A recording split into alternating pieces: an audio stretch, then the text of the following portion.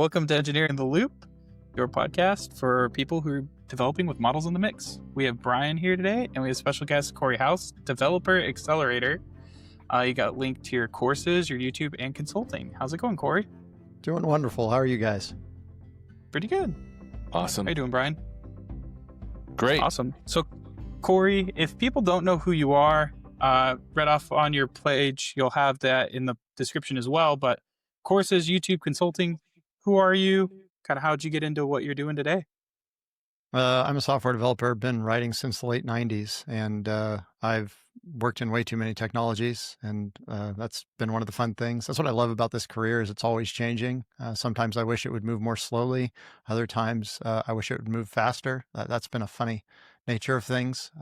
Here lately, I definitely get the sense that things are moving so fast I can't keep up. They're just the state of the art of just even writing code. But my history has been all over the map. I'd say primarily I'd characterize myself as somebody that spent a lot of time in .NET and in JavaScript, and then just lots of things in those ecosystems in particular. And then for the last 7 years or so, I've been an independent consultant, which has been quite a roller coaster. Been a lot of fun. And what does independent consultant mean to you? Are you doing like stuff through a company, or do you do kind of like your own engagements? How does that kind of look for you? Well, according to my kids, it means I'm unemployed, which they think is funny. But in actuality, I do get paid now and then. I quit my job, and it was a very hard thing to do. But for me, what it meant was going big on one thing. And I had wanted to be independent for a really long time, but the realization that I had was the only way I was going to successfully do that was by becoming known for something specific rather than general. And I think I've spent most of my career thinking about just going broader and broader, like learn another database, learn another language, learn another framework, and that'll make me more useful. And there's truth in that. And I think that's really good advice for anybody starting out. But I also think that there's a point where you go, more breadth isn't going to actually move the needle for me. I've got to decide how to brand myself in a way that I'm specific rather than general. So that's just what I did. And for me, I just went all in on React, and I went in on it the moment that it went open source. At that point, I started trying to build a reputation by speaking, by blogging, by writing courses, and by doing workshops at various places. So my whole idea was if I can be all the places that you might expect to see somebody that's good at React, maybe people will start to think of me as that guy. And it worked. It worked really well for a lot of years in a way that was a life changer. Nice. Yeah, and I think if people haven't heard of you, they probably just aren't big in the React world, because I think that's definitely, your name gets brought up a lot in that space and in those circles. And I think you even just spoke at DevOps Days Des Moines. What was that, a couple of weeks ago? Yeah. Over environments. So, I mean, not just React, but you also have software development knowledge that's in there as well. I'm kind of curious with React, like why React? Why not Angular? Why not Vue? Why not some language that's died like Polymer? Like how did you time that? Why that one? Well, Alec, I think you answered it. Not Polymer for reasons that you've covered, but yeah, that was an easy decision. There was a moment I looked at it though, for the record. I mean, I think to answer your question, you actually have to step back farther. Like the reason that I went big on JavaScript was because I looked around my team and there was no one else that wanted to do it. So I was on a team at the time with a bunch of .NET devs that were happy writing C#, and all of us were sort of grumbling about, okay, we also have to work over here in JavaScript because we've got this front end. And at the time we were working in jQuery. And then a little bit later after that, you fast forward, we were working in Knockout, we were working in Angular and those sorts of things. But the thing was, I was the only person that was somehow able to convince myself that working in JavaScript was fun. I don't even know if it was sort of Stockholm syndrome, but there was a point that I could say with straight face, I love working in this, and which is a hard thing to do because, you know, if you're somebody who's worked in a mature language like C# and a mature framework like .NET, you go, man, there's a lot of, especially back then, there were a lot of things that were missing, not the least of which was types, which is a hard thing to walk away from. Because remember, like I was doing this predating TypeScript, so there were ways to sort of shoehorn such things in, but nothing had really caught on at that point. So what I was doing was chasing usefulness. and recognizing that one way that I could set myself apart was being willing to do something that other people aren't willing to do, and just chasing that need. And that proved to be really useful because there's an interesting book by Cal Newport called So Good They Can't Ignore You. And one of the key points that Cal makes in there is that you don't want to tell young people to chase their passion. And the reason that he says that is chasing your passion is generally bad advice because it's really hard to know what you're going to be passionate about until you get good at it. And what actually happens is passion comes from expertise. And as we get good at something, we tend to become more passionate about it because it becomes part of our persona. It becomes something that makes our lives better. And the better that I've gotten at software development, the more that that's become a passion for me. When I started writing code, I was never really much into it because I wasn't that good at it. But the better that I've gotten, the more that it's become just part of how I see myself, and it sort of becomes its own reward. Like it really is nice feeling like you're good at something, even if that thing at first might not inherently seem interesting. So that was how it sort of came there. But ultimately, I mean, back to your question about why React, I was working in Knockout and Angular, and the moment that I saw React, it felt like a breath of fresh air. It just felt objectively superior to me. Now you fast forward to today, Angular's gotten way better. Vue is fantastic. Svelte is really good. Yes, React is fine too. And notice I'm not glowing here about React. I don't have any sort of misconceptions to think that React is the best, but I do think that it is very popular to this day for some concrete reasons. You fast forward today, though, I think ultimately you can build wonderful software with a lot of different tech. So you end up picking a technology, you get good at it to help people. But one thing that I really try to avoid is getting my identity wrapped up in this sort of thing. I have said it many times, like I am completely content to move to something else that I think is smarter for my career. It's just a tool. That's really interesting to me. Wow, there's a lot to unpack there, but basically you're saying, you looked for a need, you then find something you can do, you become passionate about it because you become an expert. As you become an expert, you learn more, you want to talk more about it. Now you can teach more about it. And then still now you're like, I've invested all this time in React, but if something better comes along, I'm moving that way. Yeah. Like, how do you get past? Because for me, like, maybe I'm old. I've been mentioning this a lot lately, but anyway, the idea of moving to something new becomes less and less, what's the word, attractive as I've gotten to this stage now. And as it's gotten to the point where now AI is starting to blow up everything that we know, like the idea of the ground is shifting underneath us and how do I move yet again as a technologist? So I'm curious, like, what is your way that you're just like, yeah, this is okay to invest another 10, I'm not, Malcolm Gladwell 10,000 hours, but we don't have that many hours level unless you do it full time. Right. But, how do you focus and say, okay, it's okay that I can throw away everything that I know because like, I don't really want to spend all that extra time learning something new now. How do you get past that? I mean, what you're hitting on, Brian, is something that I struggle with to this day. I think there's a number of things that make things harder as you get older. One of the things that's been on my mind a lot is when you hit a certain age, this happens to everybody, you hit a certain age and the world changes and you feel like it's unnatural. And that's what I'm hitting right now. Like AI showing up for me feels really unnatural. And I'm having to basically fight against that urge to say, I'm not sure I like this change, because it doesn't matter whether I like this change. The world doesn't care. The world in the end wants somebody to add value. And if my only path forward is by embracing it, that's what I'll do. And that said, I do think, I'll be candid with you guys. Like I'm in a tough spot right now in my career because anytime that you go all in on something, it's a bit like going to the casino and you've been winning and you've been winning, but you know that at some point that winning streak will end. It's just the nature of life. So I'm at the point now where I'm a specialist in something that everybody knows, which makes me much less useful than I was 10 years ago. 10 years ago, I kid you guys not, I had a full-time job. I had 45 companies reach out to me in 1 year. That's why I quit my job, because I was taking my lunch hour, I was taking my evenings, my weekends, I started taking my vacation time, and then I started taking unpaid time. I was doing everything I could to not quit my job because I loved my job. I had an amazing boss who really trusted me, who gave me tons of leeway. I had a really good team. I loved who I worked with. I worked with people I'd consider friends. And to leave that was a huge gut check. But there was a point where it was just dumb for me to not give it a shot and get out there.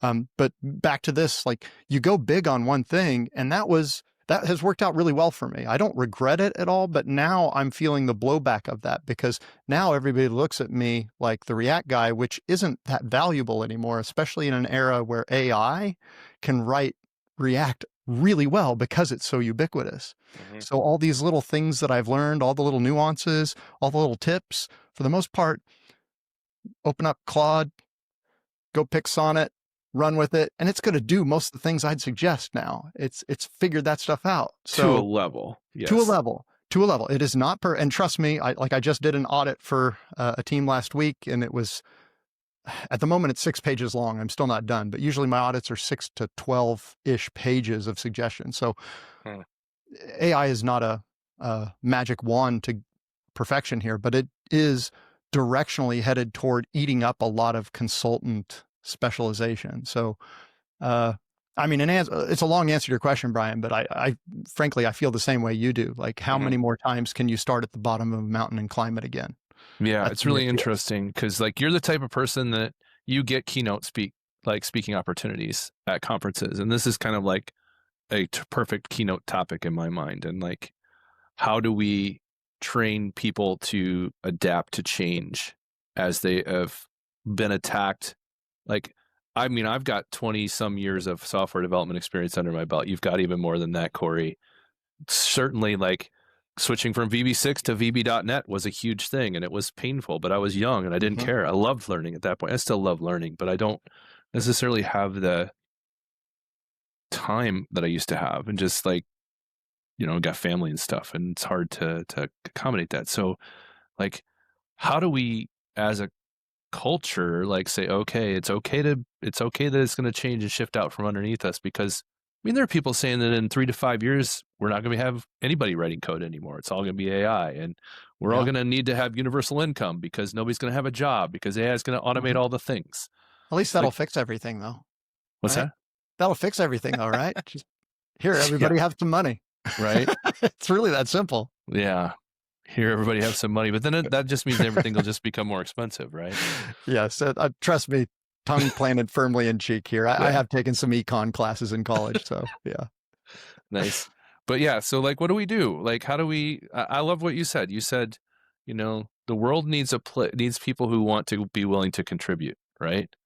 At the bottom line, you make a choice internally. You say, will I change with this, or will I put my foot in the sand and say I'm going to do something else and go start a restaurant or something? Because that thought crosses my mind about 3 times a day. I don't know if the restaurants play though, Brian. I mean, we should do a separate podcast about this, but let's talk. Yeah. Okay. Yeah. Well, I do ice cream shops. Then you can close them in the winter. See, the ice cream shop just closed in town here, and we really are out of restaurants. And so, like, I told my wife I was going to buy one, and she said that'd be fun for about 1 day. Anyway, I think it's super interesting the path you took, because I think I'm on kind of the other side of the career spectrum of you guys, like still early on, still like retirement isn't even like on my mind. Like, I'm just curious, like, because when I started, everybody told me, hey, don't specialize, because if you specialize too early, you could basically be driving your career off a cliff. And I don't know if that was just like they were telling you not to specialize in the wrong thing, because that would be terrible. But I think that's kind of how I learned Azure, though, is because I was in the same boat as you, Cory, of like, I was on a team of people. They didn't want to do that. I was fresh out of college. So I was like, reading Azure documentation is kind of like reading textbooks. Like, I'll just read it and figure out what we need to do and we'll do it. But it was kind of born on the nobody else wants to do this. And then that's kind of led to my quote unquote specialization. I don't know if you'd call it that, but Then with AI now, it's like, that's a real thing that I'm learning, trying to adapt. And because I think that's where the future is going to be right now, at least the way people are talking. And if I look at the next 5 to 10 years, I think that's going to be where people are implementing more and more AI. How to do spec-driven development is a new thing that's been being talked about. How do you write prompts so that you can have, like, I don't know, the Cory House audit every time you push code, so that people never, you know, or in your case, how can you audit stuff quicker? Could I do my baseline auditing with AI? Like, and I think those are things that we're kind of starting to reimagine potentially how we're doing software development. That's been interesting, but I'm just like, it's weird because you have like two opposite dichotomies here of somebody like, oh yeah, super hyper specialized. And now I'm like, it worked, right? Like, you taught people, people are learning how to do React. They could always do better. And then you have like the generalists too of like, you're so general, nobody wants you because it's like, well, how are you going to provide value? You're not an expert at anything. How did you kind of, I guess now you're kind of reevaluating, but like, did that ever scare you, or are there other things that you were like ready to pull the ripcord on the side of like, well, I'll be a JavaScript guy and this, or did it just like take off so fast that you're just like, I don't even care anymore. We're going to dump fuel on this fire. And There's how'd multiple you kind of things to handle that? consider there. One thing is I had the hunch, and it turned out I was right, that if I bet on the right horse and that if I went big on it for a few years, that it could be life-changingly successful. And it was. I mean, I won't get into specifics, but I'm good. Like the last few years have been unbelievably successful for me. So if I'm sitting here sort of complaining about coming down off of a high, uh, I had a ride the last few years on like I haven't shared it publicly, but it's been really good. Like my courses got more views than I would have ever guessed and made me more money than I would have ever expected. I had more companies reach out. So, um, there's something, but I also knew this, like there's always a trade-off to be made. I mean, Will Smith, I just heard this quote the other day. He said, one of the worst things about fame is the feeling of coming down from it. Mm. And for me, it's not the fame thing. It's the feeling of coming down from the high of being unbelievably in demand, where I have handed work to I don't even know how many different people. Like I thought about starting up an agency because I could see the opportunity. Like I could have had a React agency and just been that and hired people and brought them on because it was so successful. And there's people that I know that did just that, like Infinite Red. That's their business, is just React Mobile. That's it. And I say that's it, but I mean, they are an extremely successful company with lots of people. They have tons of work, and I have a lot of respect for them. Instead, I just always wanted to be on my own. So at conferences, I'd be in conferences or in conversations with people and say, hey, do you want some work? I'm kind of drowning right now. And I feel very lucky to have been able to do that. So, I mean, to your point though, about balancing depth and breadth, my advice for anybody is early on in your career, you definitely need to go for breadth, because early on, you really don't know what you're going to love enough to be able to push through the hard parts. And man, I mean, I remember I really was deeply frustrated by JavaScript early in my career. And I had, rightly so, almost anybody working in early versions of IE when JS was super young in the early 2000s. It was brutal. But since nobody else wanted to do it, I saw an opportunity, and I got good enough at it that it really became part of my persona, and that worked out for me. But what I was doing was tasting lots of different ice cream, and then at some point you go, okay, this is it. Yeah, I could handle this every day. I love that I analogy. found my thing. So I think to answer your question, Alec, like the real mistake is to think that you're going to come out of school and immediately go, yeah, I'm a SQL Server guy. I've just got a sense of it. This is the first technology I touched. That's what I'm going to do my whole career. Like, man, try some more things. And the other thing that I think about here is an idea from Jeff Bezos, which is the idea of two-way doors. So he said, most decisions in life, a lot of them are two-way doors. There are a few that are more or less one-way doors. Like you can't go back, and you're probably not going to go back and get a 4-year degree again from some other school. Very few people are going to go, oh, we'll just go get another bachelor's degree. Like you better choose wisely here. For most people, that's a one-way door. Obviously, the person that you marry, you can obviously get divorced and get remarried again, but man, that's a pretty huge decision. So those are the sorts of things that I think about very deeply. But in technology, picking up a technology and learning it for a while, it's very much two-way door. There's no reason I can't go pick up any other thing now and decide to make that my new specialty. So I saw it as mostly upside with, yes, some costs longer term. And as a side note, I mean, I can tell you, here I am in my late 40s. I look around and there are friends of mine that are presidents, that are CTOs, that have big, impressive titles. And I mean, I'd be lying if I told you I wasn't a little jealous. Like, I think it'd be really cool to be able to tell my mom that I'm a CTO or a vice president, something like that. I think that would be much more impressive sounding than unemployed, but it is what it is. Well, that opportunity might still present itself. Yeah. I'm curious, like, because you've kind of gone differently than I feel like a lot of people as they get older, they kind of do that path, like you said, of like, they become the CTO or whatever. You're like, I'm going to stay in code. I'm going to keep learning a technology instead of just like, I don't know, you eventually get to a point where like you're looking at Excel spreadsheets a lot and doing more of like the finger in the wind to like technology decisions, right? Like, yeah. Oh, well, nobody's got fired for buying Microsoft or Amazon until maybe today, but they nice timing there. So I'm just curious, like, was being deep in code something you were always striving for? Or did it just kind of happen to work out that way? Because I know a lot of people, like, I've heard from people like, I don't want to go management because I don't want to get out of code. I want to be a developer and always be close to code. And then you have some people like, couldn't get out of it quick enough. I love the people side. How did you, was that something you always meant to do? Like just stay in code, or does it just happen chance? Well, your timing on this question is interesting because these days I've been asking myself that question a lot. I think I'm finally at the point that I would feel pretty comfortable moving more into a executive type role.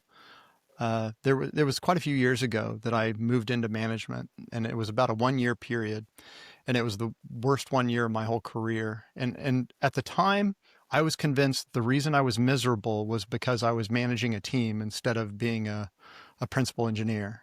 So I went from being highly technical to I got my own office. I got a door, I got a name tag, and I felt like I'd arrived, but I couldn't write code. I couldn't get into the weeds because I was too busy staying at a higher level, trying to orchestrate everything and do the normal management roles, all the things that people hear.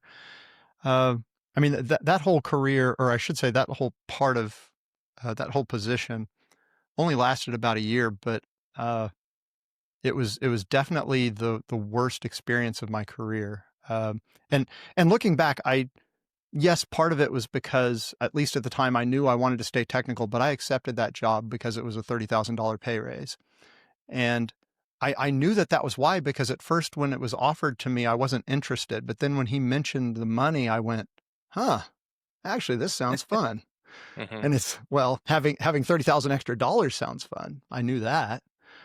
But you know, it was painful. I mean, I remember the end of that was the only time in my career where I remember being on a conference call and cursing. That's not really my style. I'm a pretty chill for the most part, pretty even keel. But I had my boss quit, and just coincidentally, his boss quit in the same week. So I found myself with 2 layers of management missing above me. So you had to go up to a vice president to find anybody to report to, and he was in another state and not available when somebody put me on a conference call, and for some reason thought that they had the rights to just take my 2 best people off my team. And he told me that in front of my 2 best people without any kind of heads up. I go, what? Like, what is going on? Like, so those sorts of things left me with a little scar tissue, because I recognize like those experiences are not, that's not necessarily normal. That's not a well-functioning company. That is a political mess. So these days I recognize I made a lot of mistakes. I was way younger back then. And I think over time you learn how to interact and how to think higher level. So a lot of lessons learned there. I think something that I've noticed, and maybe this is just me, is like the pace of corporations. I feel like, especially like you have AI right here, right? Like moving at a breakneck pace. I feel like it changes overnight.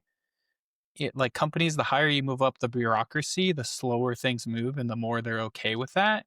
And that's like a weird thing to fight with too, of right? Like, hey, our developers could be X% more productive if we just adopt this thing. And a lot of companies are sitting back like, yeah, we're gonna wait till like some of these copyright things shake themselves out, or how PII and all that kind of stuff works out, and all these other guarantees, and like, yeah, but this company over here is 50% more productive. And other companies like, yeah, but our bottom line's doing okay. We don't really care. And I think that's been something hard for me personally to deal with. Like, as I've been working in different careers of like, or different companies with consulting of like, yeah, if we just make this change, we can go faster, we can deliver better. And it's like, yeah, but we were fine before, kind of. Like, yeah, we want to be better, but Yeah. like, we don't really want to do the risk. Or so like, I feel like sometimes it's just trying to explain the risk profile of like, hey, because if you can explain it to a point where like, hey, let's be honest, identify all the real risks. Like, how would this hurt you if this blew up?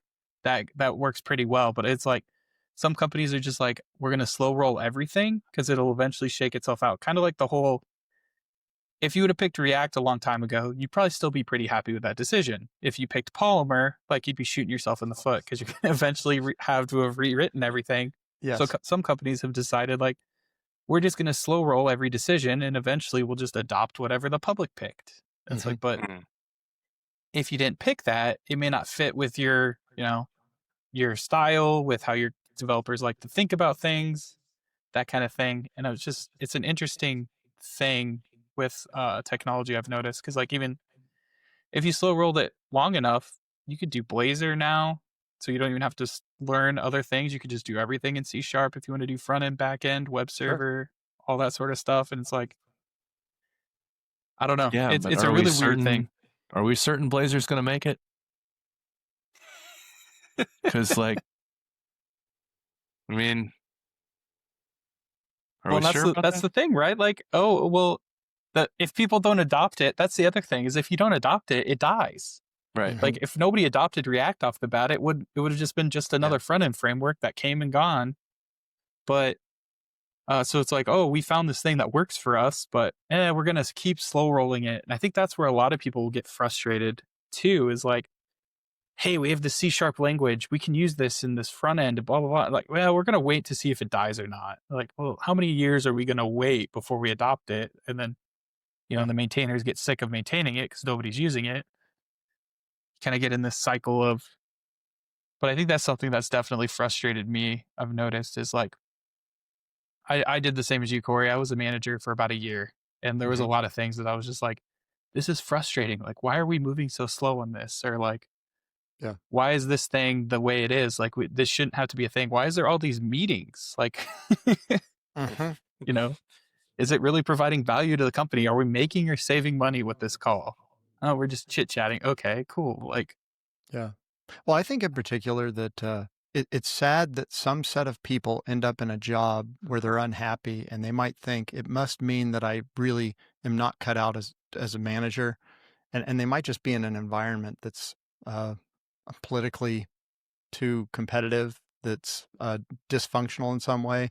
For me, looking back, the real thing that made me miserable was I was working in banking software, and when you talk about conservative and very, very unwilling to change, that was the nature. So I came in and I could see all these things that I'd really like to change. And if we were a startup, they would have been like, yeah, gung ho, let's do it. But instead it was, I'm sorry, we can't justify the risk of changing pretty much anything. So you more or less just need to stand here and watch this less than optimal process. I go, well, what am I doing here? Like, I'm just watching the cogs go along. I don't want to manage a dysfunctional assembly line. I want to make the assembly line better. And that's, so you've got to be able to step back enough at least and see, maybe it's the environment I'm in and it's not the technology or the job itself. I think people can be happy in a lot of different spots if they find the right fit.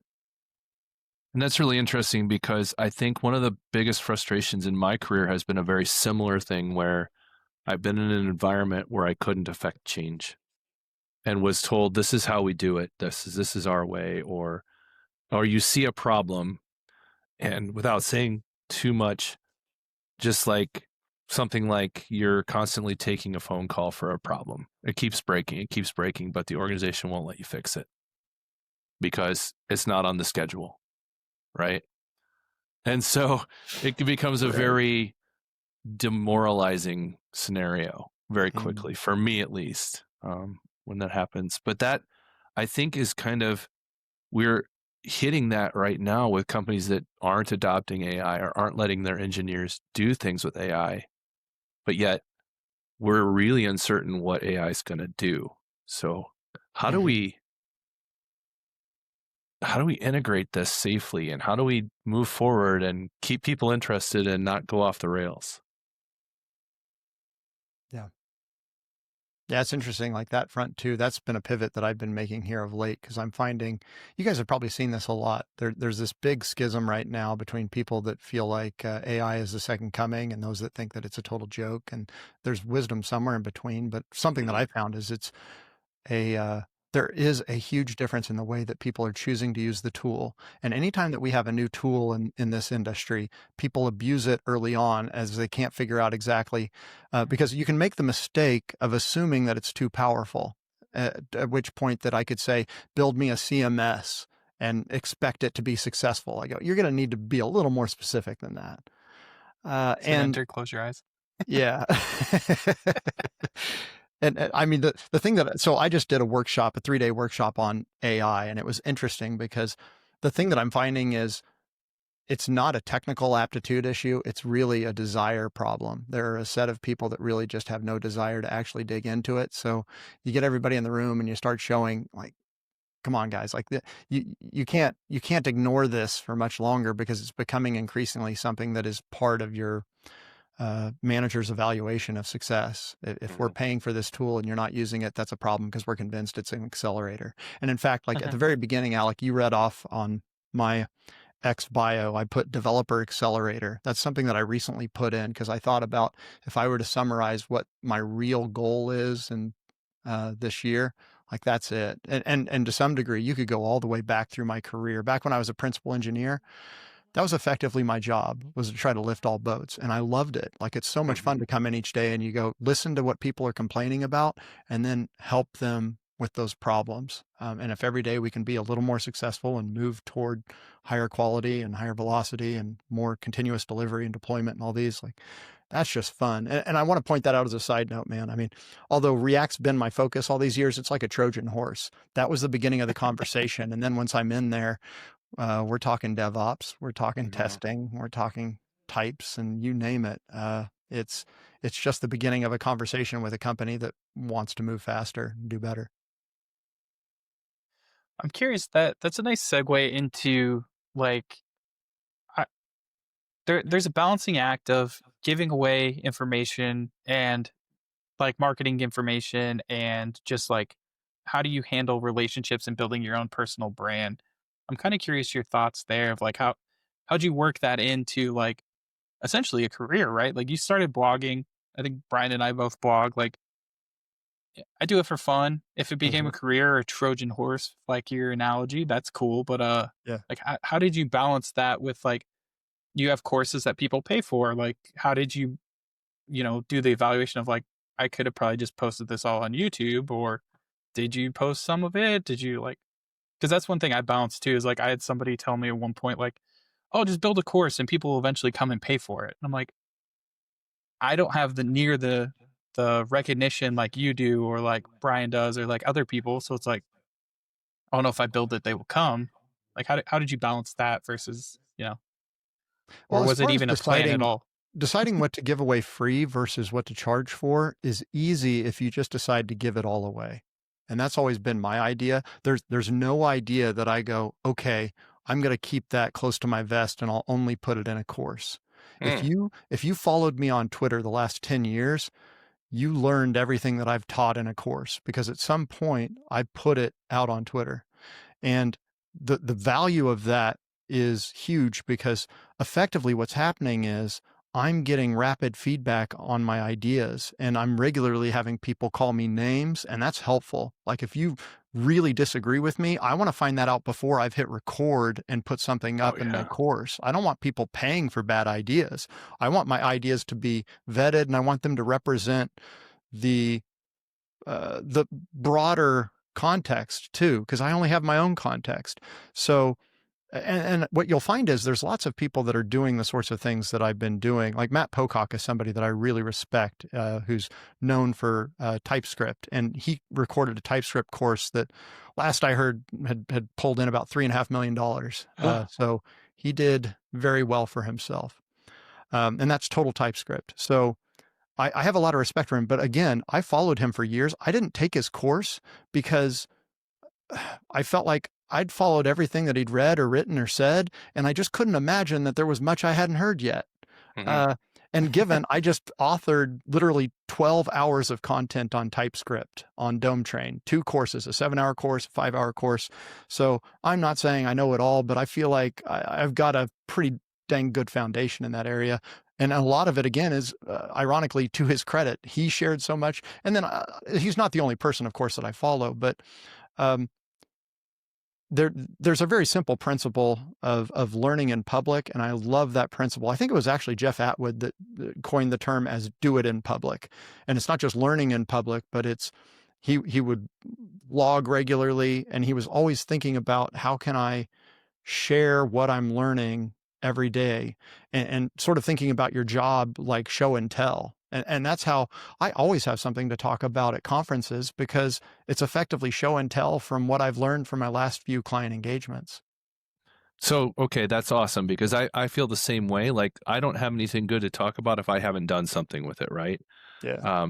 But we're now kind of back to Alex's question, how do you decide what to give away and what not to give away? You worked with a client and you've just done a proprietary thing for them. They paid you a lot of money to do that proprietary thing for them, and you're going to go to a conference and tell everybody else how to do it? Like, how does that work? Well, when you say proprietary thing, very few things are actually proprietary. Like I'm not showing their code. Right. You imagine in the end, we used a set of technologies and patterns and practices that they don't own. Sure. You know, okay, we use the repository pattern here. We use a singleton here. We happened to come over here and we did. Right. So what I'm looking for is the generalizable lessons that are going to apply to anybody that's working in software development. And people are coming across that every day, whatever it may be. I mean, right now, what's going to happen is I'm working with teams, and yes, we happen to be often working in React, but what I'm actually paying attention to is how are we working in React and AI? Because I want to talk about AI at conferences, since that's what everybody is fixated on. Right. So I take my real world experience in React, and I don't have to share anything about what they did, because frankly, nobody cares what we did in React. Nobody cares what domain we were in. They want to know, how did you guys leverage AI to be really effective, to accelerate development, that sort of thing. I mean, I literally just 2 days ago, I was at a conference, and there was a session where somebody shared, they wrote the same application. They gave it to 2 different teams. One team used AI and one didn't. And then they measured the results of their outcome. And it was fascinating. And this wasn't just a ticket. This was a whole set of features that took hundreds of hours to build. So they decided to throw that level of money at it and then see where they landed. The long story short is, not surprisingly, the AI team was significantly faster usually, and they were occasionally a little bit slower. So you go, okay, well, that sort of jives with my expectations. But those sorts of things are fascinating. Is yes, we're over here doing a bunch of minutia, and I can't share your business secrets, but I can take the high level ideas and share them with others. That's super interesting. I think this also, I'll have to find the study. There was a Stanford study where they did all the big tech companies. There was a few of them that they'd measure, and it was kind of came to the same conclusion. I think it was like senior developers or above were at least like 5 to 10% more productive when you counted in, additional bugs, additional defects, all that sort of stuff. It was still a 5 to 10% positive gain. Junior developers were something like 30 to 50% more productive. And then you just extrapolate that over a whole team, right? Like maybe you have more seniors or whatever. A junior developer isn't as productive as a senior typically. So it's like, okay, well, but I think the sounding board is the same. It's that they're always 5% more productive, 10% more productive. And it's super interesting as more and more studies come out. Even the people who are saying like, AI is a waste of time. You guys are stupid. I'll always have a job because I'll be fixing your AI slop. Like, I I think the research is coming to prove like it's fun to be the contrarian. It's fun to get clicks because of that. But I think it's starting to show that assuming we can get like the power under control, all that sort of stuff, and the data centers, like AI as a tool seems to be increasing productivity across the board in every study. Like I haven't seen anyone yet, and somebody can fact check me and post a study if they see it. I haven't seen one that says developers are worse. It's either minimal increase or better. And when your resource is in the 6-figure range, because that's typically like where a senior developer is, give or take a little bit. Yep. $10, $20, $30 a month for a 2 to 3 to 5% increase is a lot of money that you didn't have before. Even that expensive Claude, I've heard so many of what I would say my most respected developer friends say that the price tag is completely worth it to know that, okay, this is a thing. This is a real thing here. We need to consider. I'm also just curious how long, I've heard a number of people pointing out that we might be in this little phase where we can do cheap experimentation. Longer term, that $200 for basically, I mean, I've seen examples of people that are on the $200 plan that have used over $10,000 in tokens. So it's just being heavily subsidized. Like you can get away with way more. Sure. So that is probably a short-term situation. Now Agreed. The nature of tech, usually things get more efficient over time. We're seeing models that are getting faster and tokens that token limits getting higher. So there's all sorts of innovation going on. But I do sort of have this nervous feeling that I better experiment now while it's cheap. Absolutely. And I think you've hit on something that's really important that I think we need to get out there is like, do it now because it is cheap. It's being subsidized. It is going to stop being subsidized at some point. But also, like, the more you can position yourself to know the right way to write those prompts, the better you will be when it isn't subsidized. And you do have to care about, well, I'm actually using $10,000 worth of tokens. Am I going to be able to justify those $10,000 worth of tokens? Case in point, I was playing around with one of the very popular tools that does the website for you. And I'm on the free plan, and I asked it to make this website. And I went through, I think I was on iteration 20 or 21. I had never even gotten the site to be able to get me logged in. Like 90% of the builds that it gave me were broken and wouldn't compile and run. And I got to the point where I was like, it showed the login screen, and then I hit the login and it wouldn't log me in. And now it was supposed to have configured all the database and all the things for me. And me being a guy who likes to be in the weeds, I'm like, I don't trust any of this. How could I ever trust that any of this is going to work? And then to see it not work. But to wrap that up into this nice little succinct point, part of the problem is, all the way back to what you said, Cory, earlier, that AI can't do everything. Like, it's not this all-powerful, all-knowing thing. And when you say, build me this website that has all these features, it's not going to work, at least not well. So it's better to like break that. I think had I broke that into smaller problems, I said, let's start with this piece of it. Yeah. We get it working and then move forward. And I think that's the kind of thing you can only learn by experimenting. Yeah. Yeah. You'll learn through failure. Yeah. And that's what you're describing there. Like that didn't work. That didn't work. Okay. Let's iterate. Okay. I want to make another observation here. Cory, I'm assuming I'm going to try to name a book that Cory House hasn't read. And I'm going to guarantee I won't. Mindset, Carol Dweck. Oh, I love that book. Yeah. So everything that you've said in this, when we go back to the very first question I had from you about how do you deal with change, how do you wrap this up? Like, speaking with you through this, like, it is very clear to me that you have an intensely growth mindset outlook on almost everything versus me, I have an intensely perfectionist fixed mindset look on everything, which is why when I get back down to the whole question I had was, how do I justify learning another thing and giving up all this time to learn it? That's the difference, right? The growth mindset versus the fixed mindset. I have a fixed mindset that if it doesn't work right now, I get really angry. So I am swearing at AI, like you were swearing at your upper management all the time. Well, maybe we could go to anger management together, Brian. This could be fun. That would be awesome. We'll get a group I'll sing I feel pretty in the middle of the bridge on the freeway. Yeah. See, this is the other thing. Cory and I have a lot of movie conversations at different conferences we hit. So that's true. Yeah. Anyway, a little bit of insight to the. If you ever want to talk to Cory and I at a conference, just come up and start quoting movies. You'll be in like Flynn. Yeah.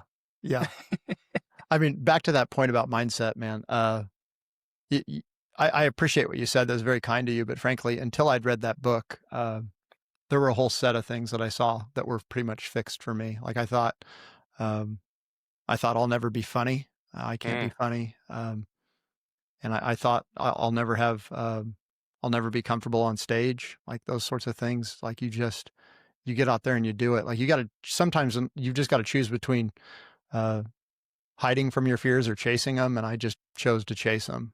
And that's made all the difference for me. I mean, there were some hard times, but you get through them by continuing to try.